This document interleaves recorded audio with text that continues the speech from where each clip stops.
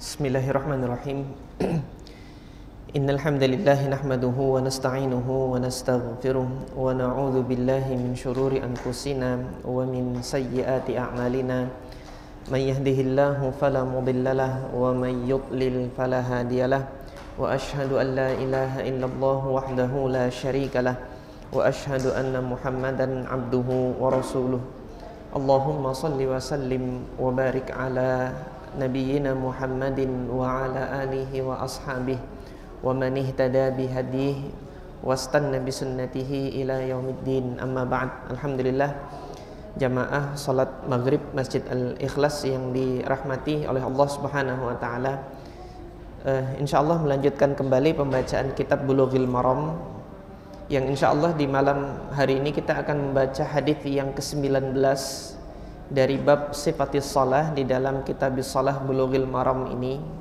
Hadis yang ke-19 di dalam bab sifatis shalah ini menunjukkan bahwasanya Nabi SAW pernah mengimami salat, dan bacaan Al-Quran yang dibaca setelah Al-Fatihah itu adalah surah yang panjang. Nah, kita kemarin masih mengingat hadis Abu Hurairah yang diriwayatkan dari Sulaiman ibn Yasar kemarin oleh Al-Imam An-Nasai, menunjukkan bahwasanya Nabi Sallallahu Alaihi Wasallam ketika sholat maghrib beliau membaca Al-Qisar Al-Mufassal, yaitu surah yang pendek dan kemudian ayatnya itu ringkas-ringkas, terpenggal-penggal. Al-Mufassal dinamakan. Nah, hadis Jubair ibn Mut'im ini nanti menunjukkan Nabi SAW juga pernah membaca yang panjang. Yang dibaca oleh Nabi adalah surah At-Tur. Surah At-Tur ini termasuk kategori Tiwal Al-Mufassal, panjang namun karakter ayatnya itu ringkas-ringkas. Wat-Tur satu ayat, wa kitabim mastur ayat yang kedua, demikian. Jadi terpenggal-penggal. Nah, hadis ini diriwayatkan oleh sahabat Nabi Jubair ibn Mut'im radhiyallahu taala anhu. Al-Hafidz Ibnu Hajar mengatakan wa an Jubairin ibni Mut'im, diriwayatkan dari Jubair ibn Mut'im radhiyallahu taala anhu. Beliau mengatakan, sami'tu Rasulullah sallallahu alaihi wasallam, aku mendengar Rasulullah sallallahu alaihi wasallam yaqra'u, membaca surah fil maghribi, di dalam salat maghrib, bitur, yaitu beliau membaca dengan surah At-Tur. Al-hadis muttafaqun alaih. Hadis ini disepakati kesahihannya oleh Al-Imam Al-Bukhari dan Al-Imam Muslim.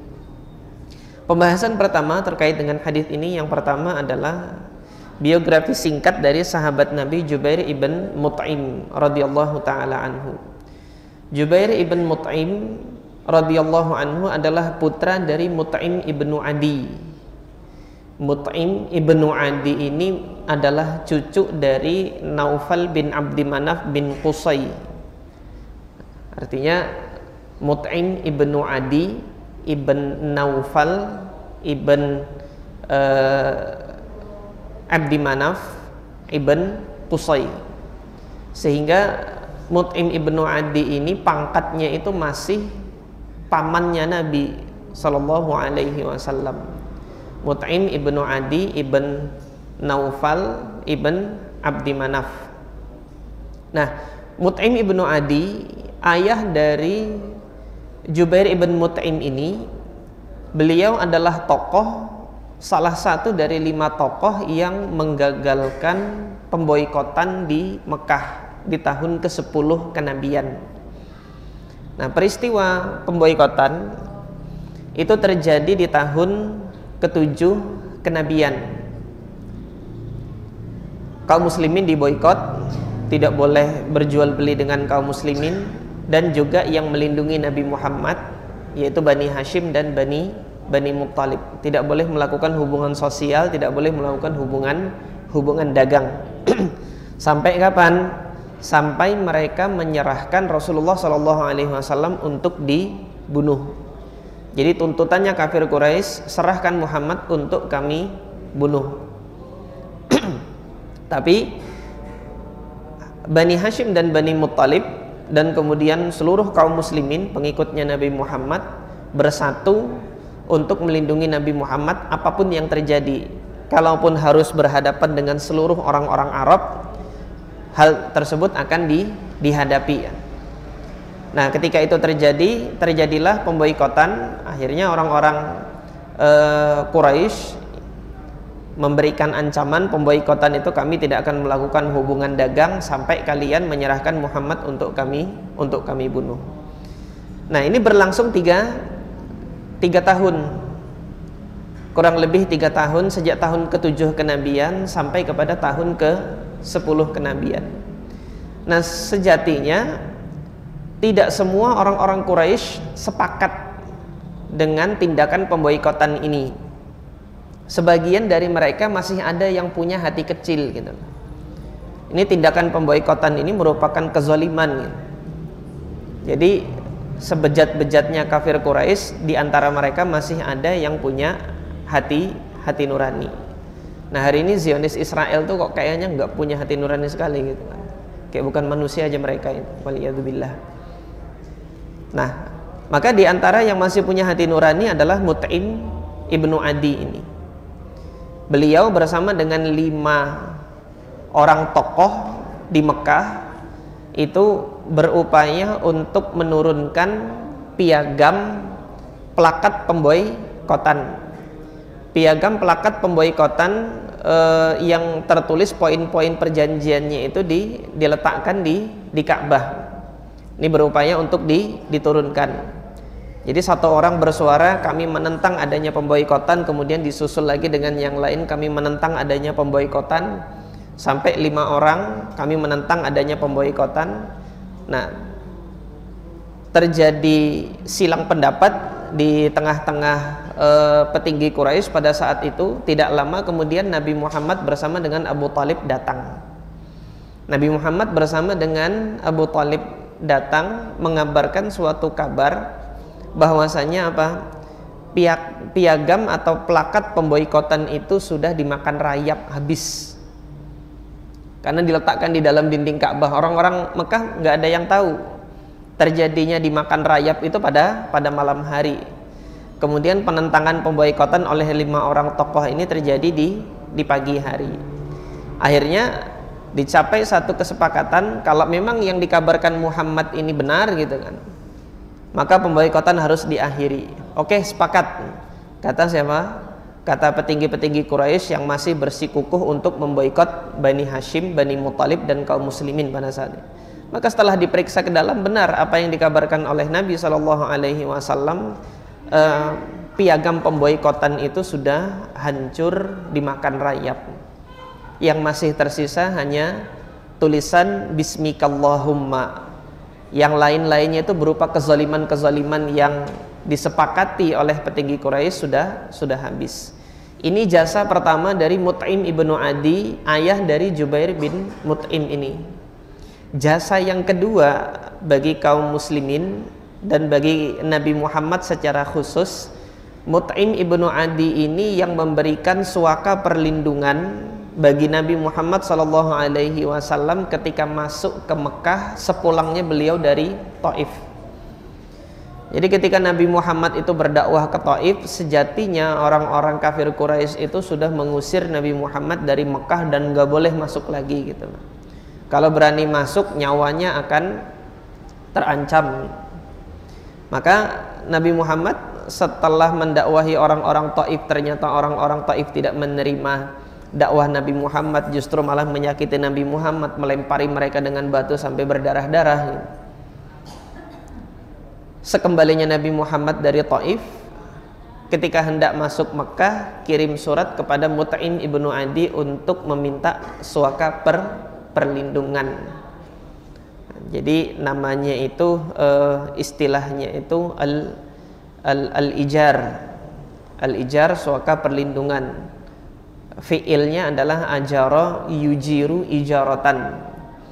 Nah, maka Mut'im ibnu Adi ketika menerima pesan dari penyampai pesannya Nabi Muhammad SAW, Mut'im ibnu Adi memerintahkan putra-putranya, ayo bangkit, ambil pedang kalian, bawa kuda-kuda kalian, iringi saya. Aku akan keluar menjemput Muhammad. Umumkan kepada orang-orang, aku memberikan suaka perlindungan bagi Muhammad. Jangan ada yang berani mengganggu dan mencelakai dia setelah hari ini. Aku yang memberikan jaminan perlindungan kepada Muhammad. Maka Mut'im ibnu Adi berangkat bersama dengan putra-putranya dan kemudian menyambut Nabi Muhammad, melindungi Nabi Muhammad, mengantarkan Nabi Muhammad sampai ke rumahnya. Nah, jasanya Mut'im ibnu Adi ini yang diingat oleh Nabi Muhammad ketika pertempuran Badar. Pada saat pertempuran Badar, ketika pertempuran Badar itu terjadi, Mut'im ibnu Adi sudah wafat. Jadi Mut'im ibnu Adi itu wafat dalam keadaan kafir, belum memeluk Islam. 7 bulan sebelum terjadi pertempuran Badar di tahun kedua Hijriyah, itu sudah wafat siapa? Mut'im ibnu Adi. Jadi belum Allah izinkan beliau menerima hidayah. Nah, ketika pertempuran Badar kan ada tawanan-tawanan perang gitu kan. Nah, tawanan-tawanan perang ini disampaikan oleh Nabi Muhammad pada saat itu, lau kana Mut'im ibnu Adi hayyan, kalau Mut'im ibnu Adi itu masih hidup gitu kan. Tsumma kallamani fiha ula innatna, dan kemudian beliau memintaku untuk membebaskan orang-orang ini, tawanan-tawanan ini gitu. La taraktuhum lahu, aku akan tinggalkan dia, serahkan dia semuanya kepada Mut'im ibnu Adi untuk dibebaskan tanpa ada tebusan. Kalau Mut'im yang meminta, tapi Allah takdirkan Mut'im ibnu Adi sudah wafat. Nah, alhamdulillah Allah berikan hidayah kepada putranya Mut'im ibnu Adi, yaitu Jubair ibn Mut'im. Jubair ibn Mut'im ini barusan memeluk Islam itu setelah perjanjian Hudaybiyah. Jadi di sini ada 2 riwayat yang kami dapati menyebutkan tentang keislamannya Jubair ibn Mut'im. Yang pertama menyatakan keislamannya itu setelah Hudaybiyah, antara setelah Hudaybiyah dan Fath Makkah. Hudaybiyah itu terjadi di tahun ke-6 Hijriyah di bulan Zulhijjah, artinya akhir bulan dari tahun ke-6 Hijriyah. Masuk bulan Muharram setelah Zulhijjah itu berarti masuk tahun ke-7 Hijriyah. Ke-7, ke-8, tahun ke-8 sampai Fathu Makkah itu di bulan Ramadan. Nah, diprediksikan antara masa inilah Jubair bin Mut'im itu masuk Islam. Artinya kalau memang benar riwayat ini gitu kan, masuk Islamnya Jubair bin Mut'im ini nanti berbarengan bersama dengan tokoh-tokoh Mekah yang lain, yaitu Khalid ibn Walid dan Amr ibn As. Itu masuk Islamnya pada masa-masa itu, setelah Hudaybiyah dan sebelum Fathu Makkah. Kalau memang riwayat yang pertama ini tervalidasi gitu kan. Dan pada kesempatan ini Nabi SAW ketika melihat keislamannya Khalid bin Walid dan kemudian Amr bin As, Nabi itu mengatakan Mekah ini sedang melemparkan permata-permatanya. Jadi orang-orang baiknya itu sudah dikeluarkan Mekah untuk dia datang ke Madinah setelah perjanjian Hudaybiyah itu. Nah, kemudian pendapat yang selanjutnya, versi riwayat yang selanjutnya menyebutkan Jubair bin Mut'im ini masuk Islamnya ya pada saat Fathu Makkah gitu loh. Pada saat Fathu Makkah. Allahu ta'ala a'lam. dari sekian riwayat ini yang benar tervalidasi itu yang mana, Allah yang lebih mengetahuinya. Nah, kepentingan kita untuk mengetahui kapan keislamannya Jubair bin Mut'im ini untuk apa gitu kan. Kepentingan kita untuk mengetahui keislamannya Jubair bin Mut'im ini adalah untuk menetapkan, memprediksikan kapan sekiranya Nabi melakukan perbuatan ini gitu.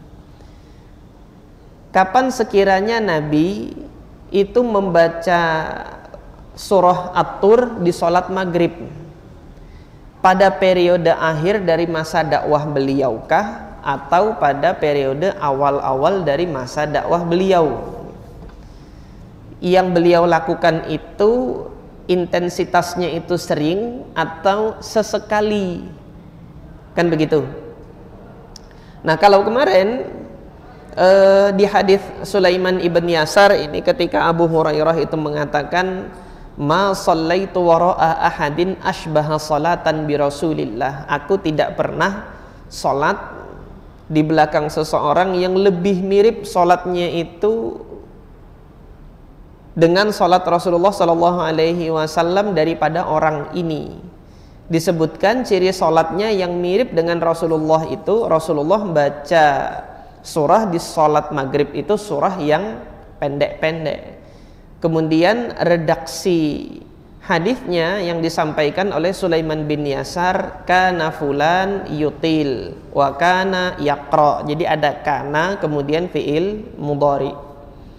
Ketika dikabarkan kana kemudian ada format fiil mudhari, kata kerja present ya, kata kerja untuk saat ini, tapi didahului oleh fiil naqis kana itu.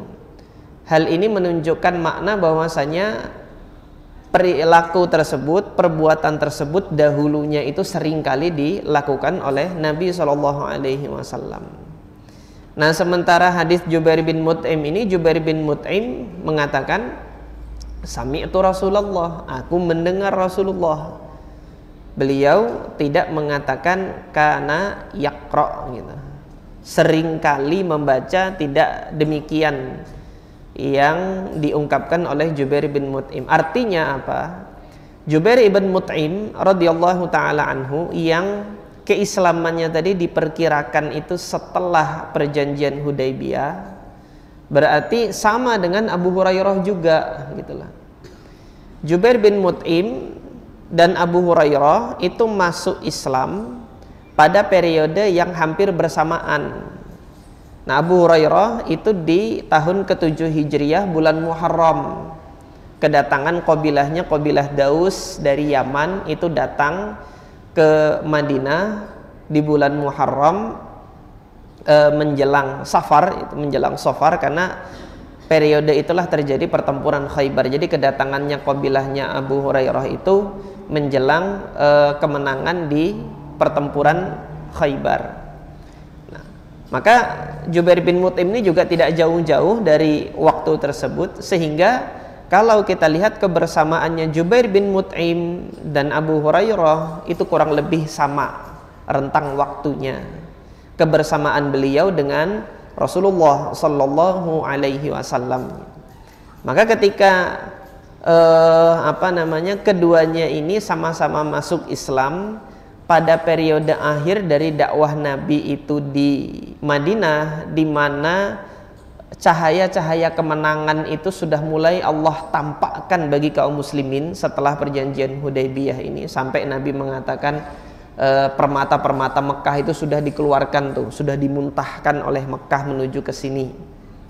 Nah, maka ketika dilihat periode masa keislamannya ini hampir sama, untuk membandingkan kedua ini, mana yang kita pilih? Sholat maghrib itu sunnahnya ayatnya panjang atau ayatnya pendek gitu loh.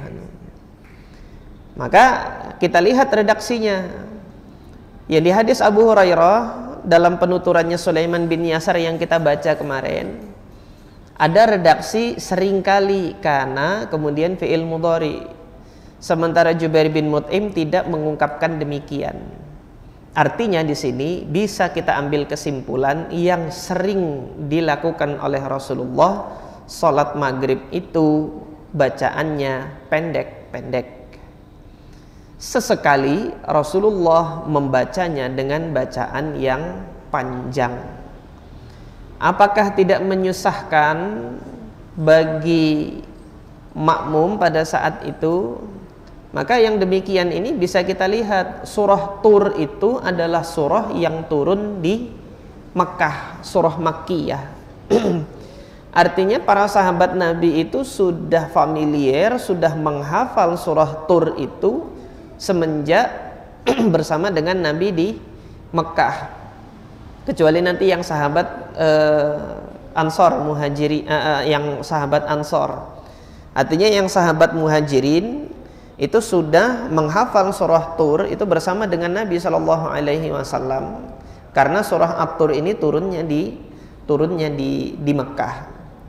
Maka dalam hal ini perkiraannya ketika Nabi itu mengimami sholat maghrib dengan bacaan yang panjang, keadaan makmumnya yaitu para sahabat Nabi pada saat itu hafalan Qur'annya itu udah banyak gitu loh. Sehingga ketika imam itu membaca dengan bacaan yang panjang di sholat apapun gitu kan, hal tersebut tidak memberatkan bagi makmum. Jadi demikian. Nah, dalam hal ini Jubair bin Mut'im mendengar Nabi SAW. Kemungkinan selanjutnya Jubair bin Mut'im ini bisa saja mendengar surah Tur ini sejak awal, tapi ini kecil kemungkinan karena sholat maghrib itu baru disyariatkan setelah peristiwa Isra dan Mi'raj. Surah At-Tur turun dulu sebelum pensyariatan sholat 5 waktu.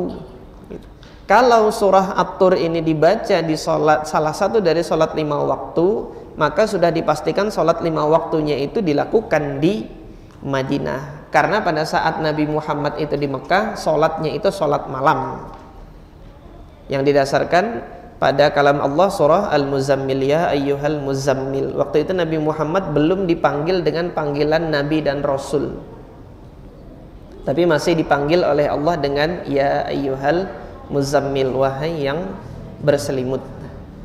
Qumil laila, dirikanlah sholat malam, kata Allah.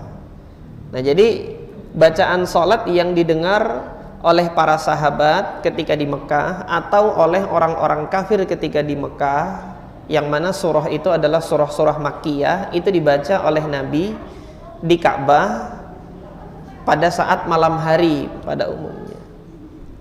Adek, suaranya di ini ya. Sudah sholat belum, Dek? Sudah. Suaranya kecilin ya. Jangan nyaring-nyaring. Kecilin suaranya. Sampai mana tadi? Nah, kemungkinannya demikian ketika di Mekah, yaitu Nabi melakukan sholat malam, membaca bacaan yang panjang itu di malam hari dan juga di waktu pagi dan petang, sebagaimana riwayat yang disampaikan oleh Al-Hafidz Ibnu Hajar rahimahullah dalam Fathil Bari.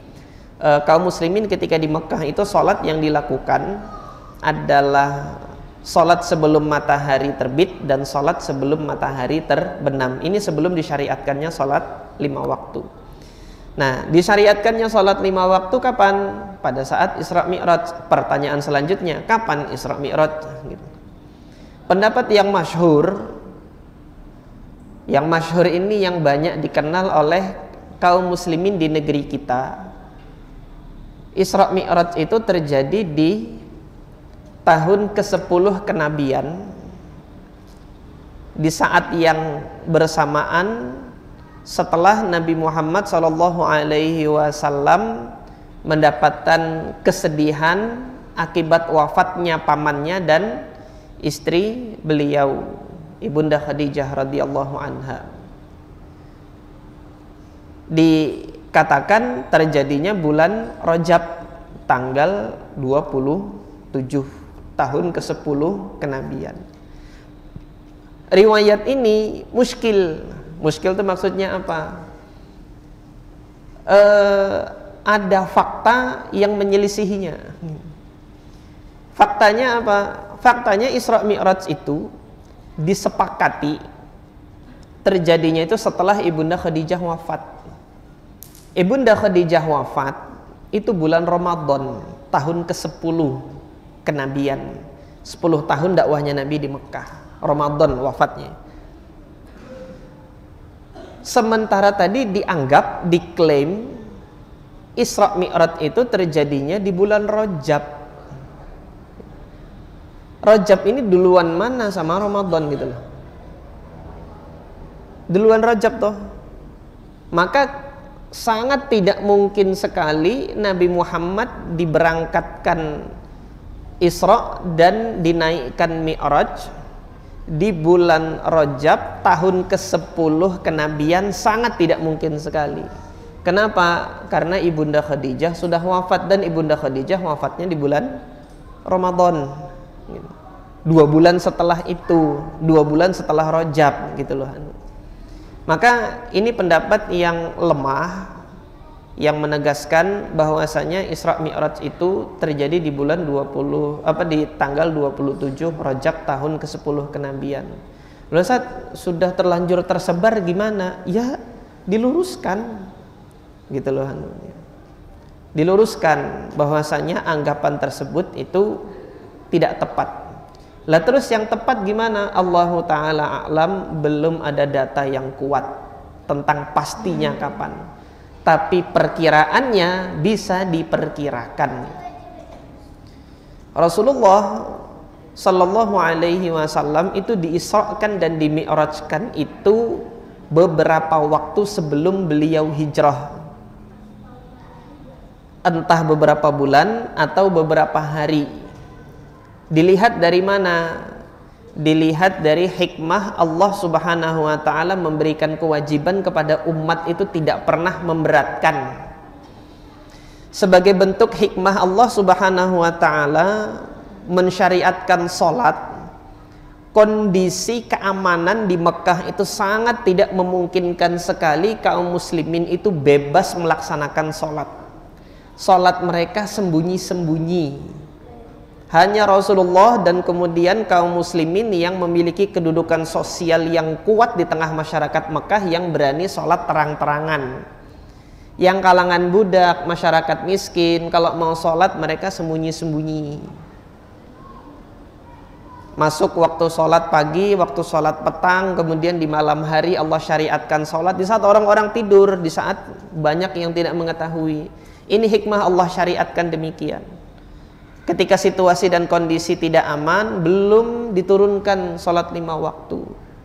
Lah kalau pada kondisi yang sangat tidak aman, langsung Allah wajibkan sholat 5 waktu itu, bukankah yang demikian ini menyusahkan kaum muslimin sementara Allah tidak menyusahkan umatnya?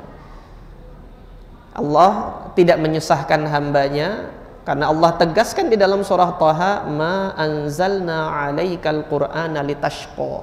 Kami tidaklah menurunkan Al-Qur'an ini untuk menjadikan kamu itu susah, tidak gitu. Maka menjelang Nabi hijrah, kaum muslimin sudah berangsur-angsur hijrah mulai tahun ke-11, tahun ke-12 kenabian. Kemudian puncaknya di tahun ke-13 kenabian sudah berangsur-angsur pindah hijrah ke Madinah gitu kan. Barulah kemudian Allah turunkan syariat Isra Mi'raj jeder. Syariat salat 5 waktu di Isra Mi'raj maksudnya, afwan. Waktunya belum dijelaskan. Di dalam Sunan At-Tirmidzi dengan sanad yang hasan, Imam At-Tirmidzi riwayatkan dari Abdullah ibn Abbas radhiyallahu taala anhuma bahwasanya Rasulullah sallallahu alaihi wasallam bersabda, ammani Jibril indal baiti marratain. Jibril mengimamiku 2 kali di bait, yaitu di Ka'bah pada saat itu. Hari yang pertama malaikat Jibril mengimami Rasulullah di awal waktu. Jadi pada saat matahari tergelincir, sholat zuhur. Kemudian pada saat bayang-bayang sepanjang dengan benda, sholat asar. Saat matahari terbenam, sholat maghrib. Saat cahaya mega itu sudah hilang, sholat isya, dan kemudian ketika fajar terbit sholat subuh hari pertama. Hari kedua malaikat Jibril mengimami Rasulullah di waktu akhir untuk sholat zuhur di waktu asar yang kemarin, yaitu ketika bayang-bayang itu sepanjang benda baru mulai sholat zuhur. Kemudian sholat asarnya pada saat bayang-bayang itu 2 kali panjang dari bendanya. Kemudian sholat maghribnya sama dengan waktu yang kemarin. Sholat isyaknya itu ketika tengah malam. Dan sholat subuhnya ketika sudah waktunya isfar, sudah agak terang gitu, tapi matahari belum terbit.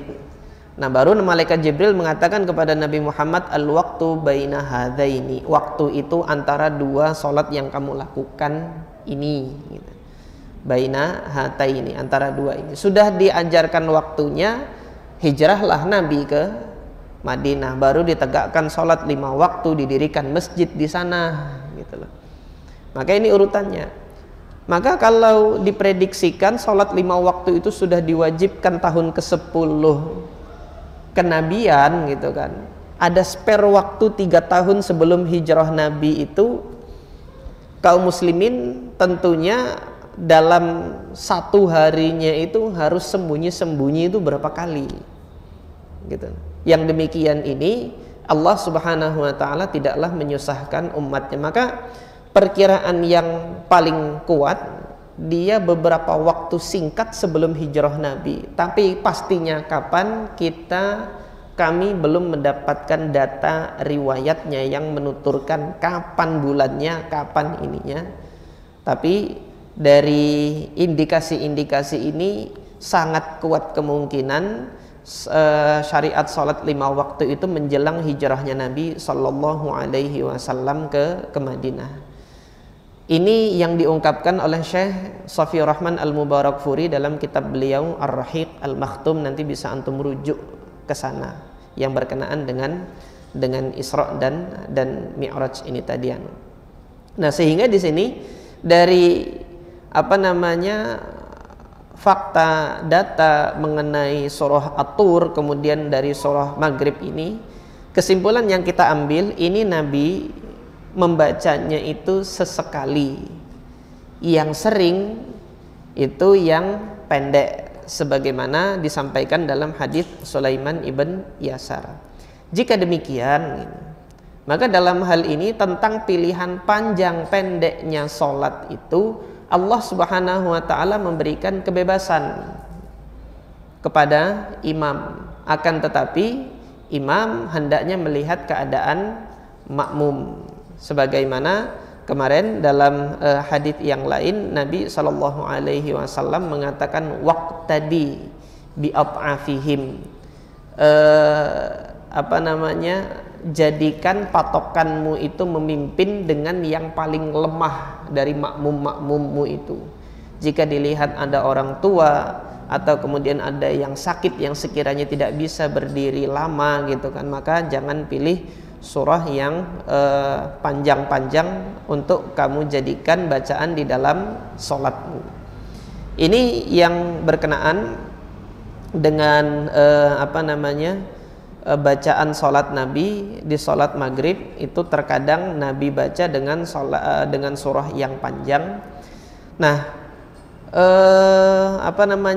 aturan dasarnya dalam memilih ayat yang Allah perintahkan itu di surah Al-Muzammil, ayat yang terakhir. Allah Subhanahu wa ta'ala tegaskan di surah Al-Muzammil yang ayat terakhir itu, faqra'u ma tayassara minal Qur'an, bacalah oleh kalian yang mudah-mudah dari Al-Quran. Mudah itu mudah yang gimana? Allah Subhanahu wa ta'ala tidak memperinci mudah bagi imam atau mudah bagi makmum gitu, tapi mudah bagi semuanya gitu. Ada kalanya mudah bagi imam, imamnya hafid Quran, mudah dia, tapi bagi makmum ketika kepanjangan kasihan makmum, ini kapan rukuknya gitu kan. Ketika itu terjadi. Jadi hendaknya kemudahan itu diperuntukkan bagi seluruh kaum muslimin yang sholat, sehingga kewajiban sholat itu tetap dilaksanakan dengan tidak memberatkan masing-masing individu kaum muslimin yang ikut serta dalam sholat tersebut. Kemudian hadis yang selanjutnya, alhamdulillah masih ada beberapa waktu. Itu hadis yang selanjutnya adalah hadis Abu Hurairah yang muttafaq alaih, sahih, disepakati kesahihannya oleh Imam Bukhari dan Imam Muslim, tentang sunnah bacaan salat yang dibaca oleh Nabi di waktu subuh hari Jumat.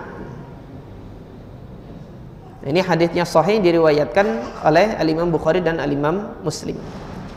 Qala al-Hafidz Ibnu Hajar wa an Abi Hurairah radhiyallahu anhu, diriwayatkan dari Abu Hurairah radhiyallahu taala anhu. Beliau mengatakan, kana Rasulullah sallallahu alaihi wasallam yaqra'u. Nah, ini redaksinya kana, habis itu fi'il mudhari lagi. Artinya ini sering sekali dilakukan oleh Nabi. Yaqra'u fi salatil fajri, di salat subuh al-fajr, yaumal jumu'ati, di hari Jumat. Apa yang dibaca oleh Nabi? Alif lam mim tanzilus sajadah, surah as-sajadah. Kemudian surah wa hal ata 'alal insan, yaitu surah al-insan. Al-hadits muttafaqun alaih. Jadi sampai di sini hadis Abu Hurairah ini yang menyatakan, yang mengabarkan kepada kita surah yang paling sering dibaca oleh Nabi SAW ketika sholat subuh di hari Jumat. Ini berkesesuaian dengan hadis Abu Hurairah tentang kebiasaan Nabi membaca surah-surah di kelima sholat, yang dari Sulaiman bin Yasar kemarin. Dari Sulaiman bin Yasar kemarin, sholat subuhnya Nabi membaca dengan tiwal mufassal. Tiwal mufassal itu panjang, kemudian ayatnya ringkas-ringkas. Nah, surah As-Sajadah ini tiwal, panjang dia, ayatnya ringkas-ringkas. Kemudian hal ata 'alal insan juga demikian, tiwal, panjang surahnya, ayatnya ringkas-ringkas. Ini yang dibaca oleh Nabi SAW. Nah, kalau antum masih ingat hadis yang kita baca di bab mawaqit dulu di awal, ketika kita baru masuk kitab shalah ini, para sahabat itu sholat subuh bersama Nabi bighalasin, dalam keadaan sangat gelap sekali. Ketika para sahabat itu sholat subuh, satu sama lain itu tidak saling mengenal yang kanan dan yang kiri, gitu loh. Karena cahaya nggak ada, gelap sekali. Yang kanan dan yang kiri itu tidak dikenal wajahnya.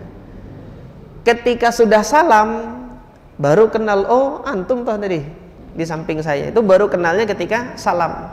Artinya ketika sudah salam, barulah matahari itu, cahaya itu sudah mulai terang, dan namun matahari belum terbit. Hal ini menunjukkan Nabi mulai sholat subuhnya itu di awal masih gelap, bacaannya panjang, selesainya itu noleh kanan kiri itu sudah terang. Ini yang menunjukkan memang bacaan sholat Nabi ketika subuh itu panjang. Kemudian pelajaran yang kedua, kandungan ajaran yang kedua dari hadis Abu Hurairah ini tadi menunjukkan bahwasanya bacaan sholat Nabi di sholat subuh itu panjang. Nah, kemudian yang selanjutnya, apakah disunnahkan melakukan ini terus menerus? Jadi setiap setiap hari Jumat sholat subuhnya ini surahnya yang dibaca dua ini saja, dua ini terus yang dibaca. Jawabannya iya, disunnahkan gitu. Tentunya nanti para imam juga melihat kondisi makmum. Kondisi makmum kita di sini di perkotaan, kaum muslimin ini kan bekerja, gitu loh. Sekiranya ketika imam membaca dua surah ini sampai kemudian selesai, apakah menyusahkan, merepotkan bagi kaum muslimin yang hendak berangkat ke kantornya ataukah tidak. Kalau sekiranya nanti menyusahkan, hendaknya para imam membaca yang mudah gitu. Membaca yang mudah. Kalau perkaranya permasalahannya alif lam mim tanzil dan hal ata 'alal insan ini, dia dibaca terus menerus di setiap Jumat ketika sholat subuh, ya itu sunnah. Penerapannya nanti juga dilihat bagaimana kondisi makmum. Jadi demikian. Nah kemudian terus menerus itu namanya mendawamkan. Padahal tadi hadisnya menyatakan Nabi sering. Kalau sering berarti terkadang tidak, kan begitu. Nah kalau sesekali ditinggalkan bagaimana? Boleh kan? Karena hukumnya adalah sunnah tadi, tidak wajib. Nah kemudian yang menyatakan terus menerus untuk dilakukan, ada dasar dalilnya, dibawakan oleh Al-Hafidz Ibnu Hajar dalam kesempatan ini di Bulughul Maram ini. Al-Hafidz Ibnu Hajar membawakan dari riwayat Imam Tabrani. Kata Al-Hafidz Ibnu Hajar, Walid Tabrani, dalam riwayatnya Imam Tabrani. Nah Imam Tabrani ini memiliki beberapa kitab hadis. Ad-Da'wat, ini kitab hadisnya Imam Tabrani. Kemudian Al-Mu'jam Al-Kabir, kemudian Al-Mu'jam Al-Awsat, dan Al-Mu'jam As-Saghir. Mu'jam yang besar, mu'jam tengah-tengah, mu'jam yang kecil. Di mana hadis ini diriwayatkan? Di mu'jamnya yang saghir, mu'jamnya yang kecil. Apa redaksi hadisnya? Min hadis Ibnu Mas'ud, di hadis Ibnu Mas'ud sama dengan hadis Abu Hurairah. Nabi itu baca alif lam mim tanzil dengan hal ata 'alal insan di sholat subuh hari Jumat. Hanya saja ada tambahan keterangan di riwayatnya Imam Tabrani ini, yudi mudzalik, Rasulullah membacanya itu dawam. Dawam artinya melakukan terus menerus kebiasaan tersebut gitu. Nah sehingga dan kalau ditanya nanti riwayatnya sahih kan enggak, Ustaz? Dikuatkan oleh Al-Hafidz Ibnu Hajar di Fathil Bari. Al-Hafidz Ibnu Hajar mengatakan ruwatuhu kulluhum thiqat. Perawi-perawinya itu semuanya thiqah. Jadi Imam Tabrani meriwayatkan dari Walid bin Muslim. Walid ibn Muslim ini thiqah. Hanya saja beliau terkenal melakukan tadlis. Nah, untuk kesempatan ini Walid bin Muslim mengatakan haddatsana, sehingga kemungkinan tadlis itu tidak ada.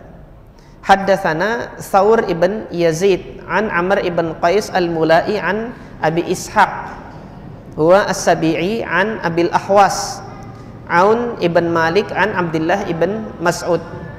Jadi perawi-perawi hadis ini adalah periwayat Kufah, kecuali Walid bin Muslim tadian, kecuali Walid bin Muslim. Nah, hadis ini dikuatkan oleh Al-Hafidz Ibnu Hajar, sehingga untuk mengamalkan ini secara terus-menerus hukumnya adalah sunnah. Nah, yang perlu diluruskan dari sebagian kebiasaan atau tradisi yang dilakukan oleh masyarakat kita, disangka sunnahnya itu sujud tilawahnya gitu loh. Jadi ada, habis waktunya ya, ada kesan kayak dipaksa-paksa sujud tilawahnya, padahal sunnahnya itu baca surahnya gitu.